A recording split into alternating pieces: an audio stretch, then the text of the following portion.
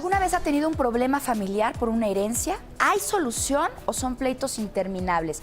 ¿Qué pasa con los intestados? Hoy vamos a responder todas estas preguntas en Punto y Coma. Bienvenidos.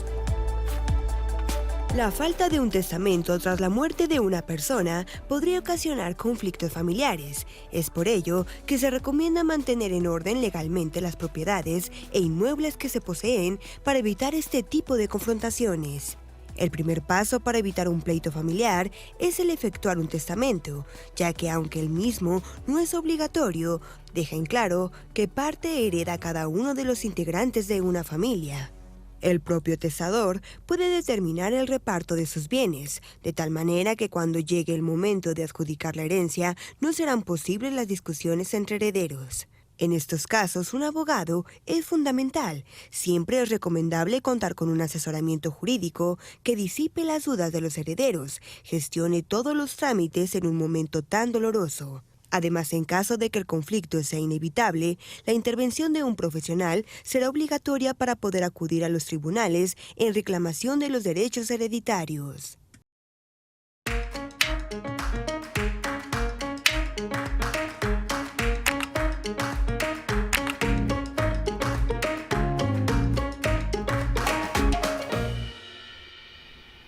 Pues sí, es un tema que seguramente usted conoce, si no le ha pasado en su familia, conoce familias a quienes les ha sucedido y hay formas de prevenirlo. Por eso hoy queremos darles la bienvenida a Punto y Coma. Me acompaña, como todos los miércoles, Pau Barquet. Lista para platicar y preguntar muchas cosas. Son temas polémicos que la gente empieza a escribirnos, así es que por favor participe con nosotros. Y le doy la bienvenida aquí al estudio nuevamente a Miguel Arroyo, consejero de la Judicatura de la Ciudad de México. Bienvenido, Miguel. Hola, Yasmín, muy buenas tardes, Paola. Muchas gracias por la invitación. Gracias por estar con nosotros. Y también Rebeca Florentina Puyol, magistrada experta en este tema. Gracias por acompañarnos. Muchas gracias por la invitación también y gracias por tenernos aquí. Pues vamos a empezar, si te parece, Miguel, dando una introducción sobre qué es lo que está sucediendo en el tribunal respecto a estos temas. Sí, Yasmín, bueno, pues el tribunal está realizando una labor denodada, muy fuerte, muy responsable, para tratar de resolver los conflictos familiares en un ámbito de concordia, tratando de lograr siempre acuerdos que pudieran evitar un proceso largo, donde hay un gran desgaste para todos los integrantes de una familia. Claro. Y emocional, ¿no? Porque es tema familiar. Sí, efectivamente es un desgaste económico y es un desgaste emocional de tiempo, muy fuerte. Sí. El número de asuntos en materia familiar ha crecido en los últimos años de manera muy importante, a grado que pues prácticamente se encuentran ya a la par de los asuntos civiles, que abarcan también la parte mercantil, pero que siempre fueron el grueso de los asuntos que se ventila en el Tribunal Superior de Justicia de la Ciudad de México.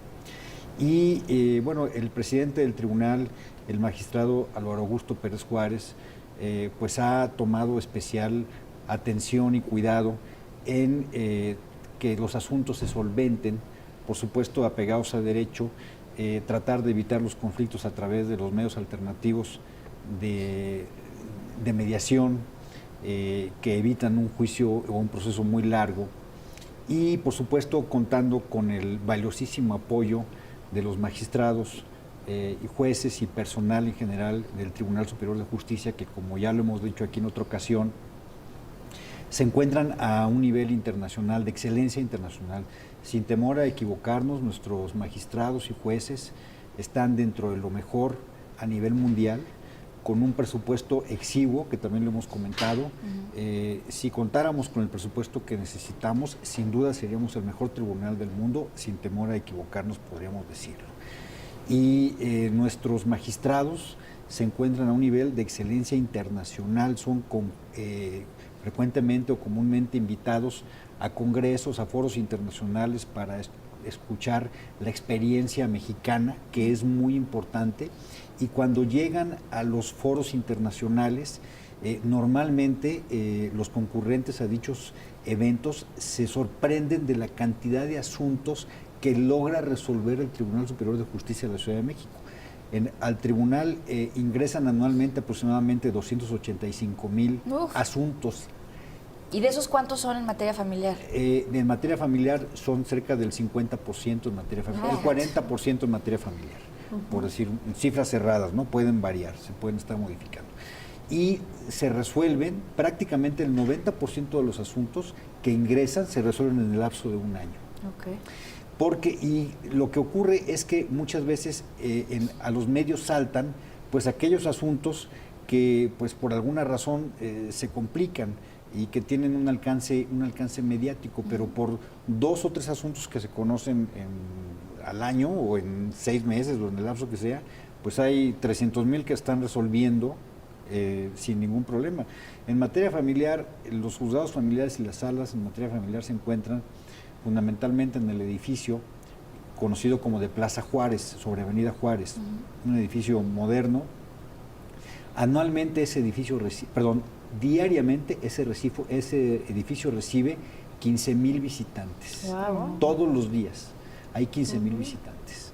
Entre usuarios, evidentemente, entre partes que concurren, entre abogados y además del personal de los juzgados familiares, de las salas en materia familiar, de tal suerte que el número de asuntos que se ventilan es muchísimo y normalmente van todos bien apegados a derecho en sus tiempos, con una actitud muy profesional por parte de jueces y magistrados, están muy capacitados, constantemente se están impartiendo cursos a los jueces de capacitación para que puedan enfrentar la problemática que no solamente es jurídica, porque en materia familiar hay una problemática emocional fuertísima y la gente de pronto ya se olvida de la situación jurídica, el asunto se convierte en un asunto personal. Pues sí, porque estamos hablando de hijos, de esposos, y es, padres. por supuesto, somos de alguna manera la punta del iceberg de lo que ocurre en la sociedad mexicana, donde probablemente habría que ver las cifras, pero hay cierta descomposición de la familia. Y eso es muy preocupante, nos debe preocupar como sociedad, porque evidentemente eso se transmite a la educación de los hijos y de las futuras generaciones. Miguel, pues creo que ahorita nos acabas de dar una muy buena radiografía para empezar nada más el tema de cómo está funcionando ahorita el tribunal para atender el tema que vamos a tratar el día de hoy. Y creo que también, Rebeca, estás con nosotros hoy porque el tema de las herencias es uno de los más fuertes para los asuntos familiares que llegan hasta el tribunal. Cuéntanos un poquito cuál es la radiografía ahora de las herencias en las familias mexicanas, en nuestro país, ¿cómo nos va? Fíjate que de inicio no hay una cultura de las herencias. Nadie piensa en que se va a morir, nadie piensa en dejar un testamento. ¿Qué es eso? Y si se llega a hablar de eso, empiezan los problemas emocionales, como se refería Yasmín. Entonces es muy, muy sintomático que llega al tribunal las personas muy conflictuadas. No hay testamento, entonces viene lo que es el juicio sucesorio, o sucesión legítima que le llamamos nosotros, o intestados que se le conoce. Pero de inicio no hay una cultura, no hay políticas públicas encaminadas a enseñarle a la gente, a orientarles, a decirles qué hay que hacer en caso de que fallezca una persona de la familia. Entonces yo creo que se debe colaborar, no judicializarse todo en el tribunal, sino como decía correctamente el consejero Miguel Arroyo, se debe de dar una política pública donde se informe, se oriente y la gente sepa qué hacer en estos casos.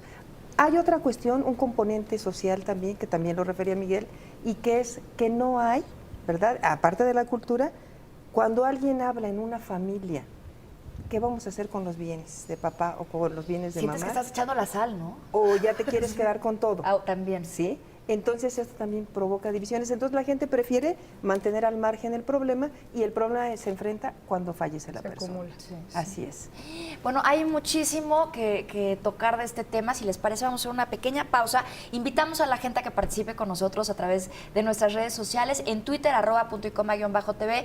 Y la pregunta del día, déjame voltear para acá, es: ¿tú ya tienes resuelto el tema de la herencia con tu familia? El 33% nos dice que sí, el 67% nos dice que no. Fíjense nada más estos números, ¿eh? Participe, volvemos. Bueno, y el tema de la conformación de la sociedad. Cabina. Estamos de regreso y platicando obviamente en el corte como solemos hacer para seguir un poco entendiendo el tema. Y bueno, también hay una de las preguntas, Miguel, antes de ir aterrizando, ¿cuáles son los principales problemas que llegan al tribunal? ¿Cuál es el más común? Y por el otro lado, ¿cuáles son los más locos? Que dices, no puede ser. Cuéntanos. Bueno, a reserva de lo que pueda comentar la magistrada, que tiene una gran experiencia en esos ámbitos y en otros muy importantes, sin duda alguna es el divorcio. es el Sí, divorcio. totalmente Es de el acuerdo. primer problema que tenemos. El más común. El más común. Cada vez se reduce más el tiempo en el que las parejas logran estar casadas con cierta tranquilidad, y los divorcios Con cierta cada vez son más tranquilidad. rápidos. Me han ¿no? tocado divorcios que regresen de luna de miel y Se están divorcian. solicitando el divorcio. Wow. O sea, se ha Y bueno, complejizado mucho la situación, ¿no? Y el hecho de la aparición de lo que se conoce como el divorcio incausado, porque anteriormente para divorciarse pues había una serie de causales y Casi te investigaban para ver tenía si sí. que establecerse alguna causal. Si no había el común acuerdo en el divorcio, bueno, pues eso hacía muy complejo los divorcios. Ahora tenemos el divorcio incausado, donde prácticamente basta la voluntad de una de las partes para lograr el divorcio. Esto tiene, por supuesto, un lado muy benéfico, y por otro lado, pues ha provocado esta Que sea explosión. muy fácil, sí. Pero sin duda alguna el principio de que nadie puede estar asociado, porque de alguna manera el matrimonio es una sociedad, con alguien con quien no quiere estarlo, Pues bueno, es pues es un principio ¿no? básico No te pueden es un atar. principio básico de convivencia. Pero nada más les cuento que yo recuerdo que por ahí en 1985, todavía en Argentina, en la República Argentina, el divorcio estaba constitucionalmente prohibido. Ah, caray. Entonces eran unos verdaderos dramas familiares, ¿no? Aún así, esta explosión del divorcio pues ha provocado que haya probablemente cierta irresponsabilidad por parte de los cónyuges, que no meditan o no meditamos bien ese paso tan importante que es constituir una familia. Y luego están los hijos. El tema de la controversia por las custodias y el tema de las controversias por los alimentos, que ya comentará aquí sin duda alguna la señora magistrada, Claro que tiene que mucha sí. experiencia en eso, pues es uno de los puntos fundamentales, donde hay unas verdaderas contiendas judiciales durísimas. De verdad, y los hijos en medio, y los dañados son los hijos. Claro. Entonces aprovechamos la oportunidad para hacer un llamado a la sociedad a que tratemos de conservar la tranquilidad de nuestros hijos y no los involucremos como un argumento legal, iba a decir yo como un arma legal, pero como un argumento legal en una contienda, donde al final los que van a sufrir las consecuencias son ellos. Y también también te puedes perder muchísimo, ¿no? Si empiezas a influenciar y empiezas a manipular a tus hijos contra la otra persona. Por supuesto, porque les creas un daño psicológico Claro. a los niños y bueno, van formándose en un patrón de que todo se resuelve primero a través del conflicto, ¿sí? Y con manipulación. Sí, claro. Entonces los dañas para el resto de su vida y además, bueno, de resolver todo con conflicto, ¿no? Magistrada, ¿cuáles son los casos que serían como los más extremos que han llegado a tratar? Yo creo que en el caso de niños, guardas y custodias. Que a mí me han tocado, guardas y custodias. O sea, tenemos Por ejemplo. un problema de pareja no resuelto. Entonces, no aceptan terapias, no van a la terapia para resolver el problema emocional y entonces empiezan a utilizar a los hijos para poder obtener lo que quieren. ¿Qué es lo que quiero en este tipo de relación? Dañar al otro, nada más. Pierdo de objetivo todo lo demás y no me doy cuenta que los niños están en medios. Entonces empiezan, bueno, sí te doy más pensión, pero me lo llevo 3 días a la casa y tú te quedas con él 2 días y así. Y entonces el niño empieza a ser sujeto de negociación. ¿Y qué pasa? Pues que ese niño no tiene un lugar en su casa porque tiene que estar brincando de un lado para otro, tiene que estar oyendo, oye, dile a tu padre que no me ha dado la pensión de alimentos.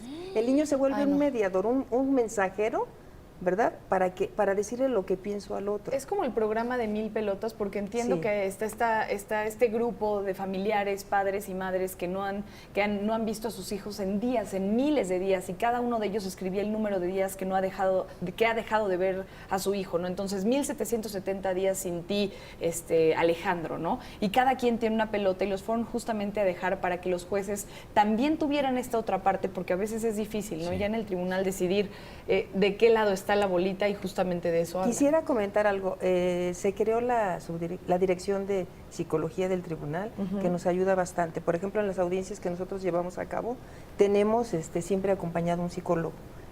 Lo que hacemos en la sala donde yo estoy trabajando, que es la primera sala de lo familiar, primero atendemos el problema emocional y psicológico.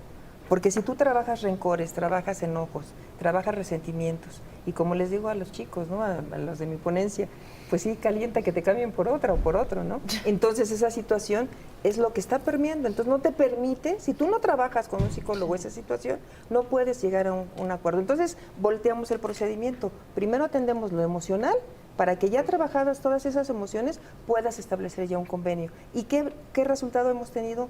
Excelentes. Primero, ya una vez trabajado los psicólogos con los divorciantes, ya dicen, ¿están listos? Son 3 meses de terapia y podemos hacer convenios. Y les puedo decir que... Para buscar lo mejor para los niños. Para los niños, ¿no? Y para Quitando ellos. Tu orgullo, tus para enojos. ellos.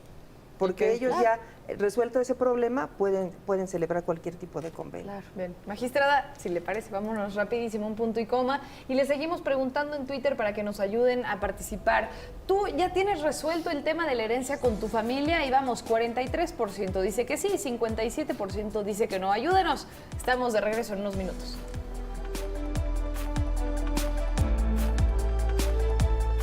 Muchísimas gracias y bueno, vamos a tocar, estábamos en el corte preguntándoles qué pasa, ¿no? Todas estas Hipótesis, distintas hipótesis que pueden haber. ¿Qué pasa si estás casado por bienes separados? Una de ellas, ustedes nos pueden mandar también algunos casos, pero ¿qué pasa si estás casado por bienes separados y te mueres sin testamento? Le toca a tu pareja, le toca a tu mamá, le toca a tus hijos. Primero los hijos serían... Si no hay hijos, y si no hay hijos... Si no hay hijos, a los padres, y si no hermanos, y si no parientes, que pueden ser primos. O sea, también. tu cónyuge queda Se queda sin completamente nada. desprotegido si es que están Así es. por bienes separados. Por bienes separados. Porque así es el régimen, cada quien administra, conserva la propiedad de sus propios bienes. Pero si estás casado por sociedad conyugal, ahí sí te corresponde lo que se haya obtenido durante el matrimonio. Pues le llamamos gananciales los abogados. A menos de que el esposo o la esposa que fallece haya dejado un testamento y entonces sí ya cambian las cosas. Sí, pero hay gananciales, ahí sí. Cuando hay sociedad conyugal sí hay gananciales. Ahí sí la mujer No, tiene pero me derecho. refiero en el caso de que no hubiera... Es decir, en ¿Que el no hay caso de que testamento? sea por bienes separados, Ajá. ahí la única forma de que le toque algo a la pareja es si Así es. este o esta que haya fallecido haya hecho un testamento. Así es. Pero Así es interesante lo que dice magistrada de que hay gananciales.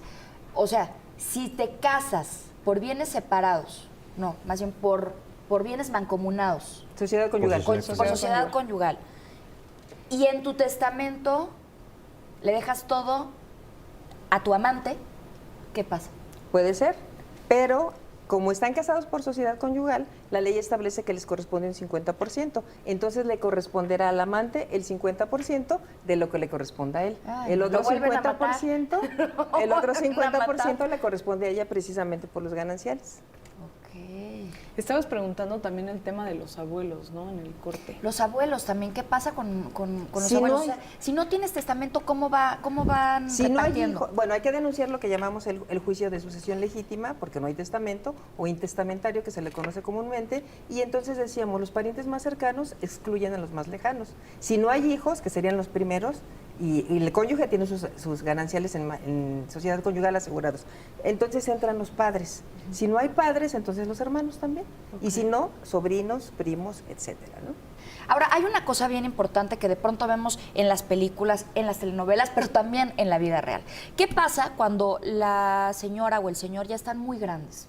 Hacen su testamento que han cambiado 500 veces y ya tienen, no sé, de pronto demencia senil, tienen cierta manipulación a lo mejor de los trabajadores que están con ellos, de la enfermera, del enfermero, o a lo mejor no, de los mismos hijos que también se da. ¿Qué sucede? ¿Se puede reclamar que Sí. no estaba bien cuando hizo ese Claro. testamento? Se llaman juicios de nulidad. Se pide la declaración de nulidad del testamento en virtud de que la persona que testó no se encontraba ya en sus cabales, era de mucha edad, en fin, por cualquier causa que pueda hacer, se puede pedir la nulidad de ese ¿Cómo testamento. demuestran eso?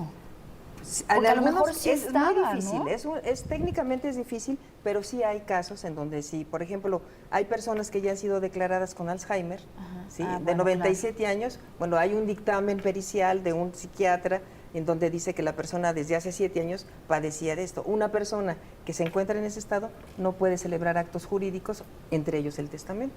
Entonces, obviamente, bueno, ahí sí se Que esa declara tendría que ser la responsabilidad, me nulidad. imagino, que del notario también, Sí, ¿no? claro. El notario tiene obligación de decir que se cercioró del estado en que se encontraba la persona al momento que va a hacer el testamento con ella. ¿Cuáles serían las áreas en este momento, como en el Código de Procedimientos Civiles, en el caso del Distrito Federal específicamente, que se podrían mejorar? Si tuviéramos una varita mágica y ahorita pudiéramos cambiar aquellas lagunas que todavía están afectando a los familiares y que no hay manera ahorita de proceder con lo que se tiene, al menos a nivel legal, ¿qué podría cambiar? En el código, bueno, yo tengo una sugerencia, de hecho tenemos presentada una iniciativa en la Asamblea, en donde para empezar los juicios de sucesorios, que son los juicios testamentarios o intestamentarios, no pueden durar más de 5 años. Si en 5 años una familia no se pone de acuerdo, que pasen los bienes al gobierno. ¿Por qué? Porque nos encontramos con propiedades que están destruidas, a veces invadidas ya por otras personas, y finalmente cuando se logra recuperar la propiedad a través del juicio sucesorio, resulta que ahora tienes que irte al juicio civil para desalojar a toda la gente que ya ocupó la propiedad. Entonces se generan muchos problemas, es como una cascada de problemas que van así. Esa sería una, o sea, no darles más tiempo, porque le comentaba yo al señor consejero en el camino también que tenemos sucesiones de 30 años. Me han pedido, por ejemplo, en un juicio de nulidad de testamento, me pidieron la nulidad de asambleas celebradas en el año de 1930. Asambleas celebradas en el año de 1930, que yo las declare nulas, porque de ahí viene toda lo que es la masa hereditaria, lo que se conforma de la herencia. Ese tipo de situaciones. Wow. Entonces, por ejemplo, en ese caso también recurrimos a los psicólogos. Tenemos otro caso de unas constructoras y unas inmobiliarias que se fueron perdiendo porque el padre y el hijo se fueron peleando durante 32 años. Entonces les dije, a ver, ¿piensan perder toda la herencia? ¿Quieren seguirse peleando? Adelante. Entonces llamamos a los psicólogos, los mandamos 3 meses a terapia y se arreglaron. Es que eso es muy importante lo que mencionan de los psicólogos, porque de pronto parece inconcebible. O sea, yo no me puedo imaginar peleándome con mi papá o con mi mamá, que son los seres que más amo en la vida, por una propiedad o por dinero. O sea, no lo puedo entender. Pero es tan frecuente que suceda. Muy frecuente. Cuando usted vaya a la sala. Tenemos un caso, todavía está el juicio sucesorio, en donde el hijo saca a la madre de la casa, una señora de 82 años. No. Le dice, fallece un hermano que tenía bodegas en la central de abastos, tenía empresas de materiales de construcción, era prominente en la sucesión, y tenía esa casa donde vivía él, porque era soltero, con la madre. Denuncian el testamento y este hijo que sobrevive le dice a la madre un día, ¿sabes qué, mamá? Te voy a arreglar la casa porque está muy deteriorada. Por favor, salte, te vas a rentar una casa. Le rentó la casa y resulta que ella después no la deja regresar a la casa donde la señora vivió toda su vida. Muere la señora, nosotros devolvemos la posesión a la señora y desgraciadamente muere el siguiente mes. Hijo. Entonces hay tristes situaciones. Pero cuando devuelven la posesión a la señora, ¿cómo hacen para sacar al hijo? No, estaba en la ejecución, porque nosotros dictamos la sentencia y se va a la primera instancia con el juez de lo familiar a que se ejecute ya la salida de esta persona y se le ponga en posesión a la señora, y en ese transcurso de tiempo fallece. Sí, la ambición enferma. Es bien importante decir y hacer hincapié en que tenemos todos que tener un testamento. Así digas, no tengo nada, ¿no? Algo tendrás. Eso, que tus fotografías, lo que tengas, hay que hacer un testamento. Hay gente que pregunta, ¿qué pasa si yo estoy en mi lecho de muerte y ahí con estas 3 personas de testigos digo, todo lo mío quiero que se vaya para el productor de mi programa? ¿Vale o no? Sí, claro. Sí, vale. Lo que sí se tiene que hacer es ante un notario público, que son los que tienen que dar fe. O sea, dentro de esos 3 tendría que haber un notario. Personas, No, uno de ellos llamarlo. tiene que ser notario. Hay gente que dice, me siento muy mal, necesito que venga el notario. Se hace en los hospitales y se le permite el paso a los notarios a los hospitales, y ahí plasman su voluntad. Y ahí a la mera hora puedes cambiar tu testamento si ya te arrepientes. Sí, lo puedes cambiar. El testamento es un instrumento libre, personalísimo, porque tiene que estar la persona que está testando. Y de hecho, testamento viene de dejar testimonio, ¿no? De alguna manera. Y es revocable en cualquier momento, ¿no? Se puede venir revocando. Y sobre un tema que ustedes trataban, hay previsión expresa para que los médicos que trataron en la última fase de la enfermedad a una persona que fallece puedan heredar, por ejemplo. Ah, claro. Hay una disposición expresa en eso, ¿no? Sí. Y por supuesto aunque también... sea el hijo, por ejemplo. Bueno, ese es un caso muy interesante, pero de alguna manera podría estar viciado porque estuvo fungiendo como médico. Si estuvo fungiendo como médico, evidentemente todos consideramos que los galenos se comportan honorablemente, pero también hay circunstancias donde hay intereses económicos muy fuertes. Y decía por ahí Maquiavelo que el hombre prefiere perder su vida a sus bienes. Uf. Y eso se ven en las sucesiones a cada momento. La recomendación es pues realizar el testamento. El testamento que de alguna manera cuando se realiza, quien hereda a título universal con los derechos y las obligaciones. Y dentro de la forma de testamento, por decirlo coloquialmente, está el legado. El legado es cuando alguien recibe un derecho o un bien, un derecho sobre un bien o un derecho específicamente. Y entonces ahí se arreglan todos los conflictos posteriores. Porque una casa se le deja a un hijo, otra casa se le deja a la esposa, otra casa se le deja a quien quiera, ¿no? Y otra casa, y así, o un terreno, o un coche, y entonces está perfectamente claro quién va a heredar qué cosa, y no hay después, luego, porque también ocurre cuando hay la herencia como tal, testamentaria, bueno, luego tiene que venir la partición de la herencia, porque ese es no un todo... tema también, ¿verdad? Ese es un tema cuando también. Dices, dejo a mis 5 hijos todo a partes iguales. Y es un bien inmueble. Y lo que herederos a dejas es partes que iguales. todos se pelearon. Sí, ¿ya? es un bien inmueble de 120 metros cuadrados. Seguramente alguien vive ahí y para sacarlo y empiezan los problemas. Uno lo quiere vender, uno se lo quiere quedar, Así uno lo es. quiere vivir, uno lo quiere rentar. Así Y es. comienza Entonces, la partición de la herencia, que es complejísimo. Así es. ¿no? Ahí es donde se destruyen las familias. Así ¿no? es. Entonces, sí, la recomendación, como decía el señor consejero, el testamento. Cosa por cosa. Y cosa por cosa. ¿Cómo se hace un testamento? Es decir, ahorita la gente que nos está viendo dice, bueno, está bien, este fin de semana yo me voy a aventar mi testamento. ¿Qué tienen que hacer? Nada, llega con el ¿hacer una notario, lista? con su identificación, Ok. ¿no? Oficial, y dice, quiero realizar mi testamento. No tiene que llevar la relación de bienes, Ok. eso lo puede hacer posteriormente si lo desea. Declaro como mis herederos a quien quiera. Si tengo hijos menores, declaro un tutor, que normalmente pues es la madre, ¿no? Y puedo declarar un curador para que vigile la función del tutor en el caso de menores. Y en fin, el notario va orientando, pero es muy sencillo. Un testamento como tal es muy sencillo. Ya cuando se va a dejar un legado, entonces ya se va especificando las características del bien, ¿no?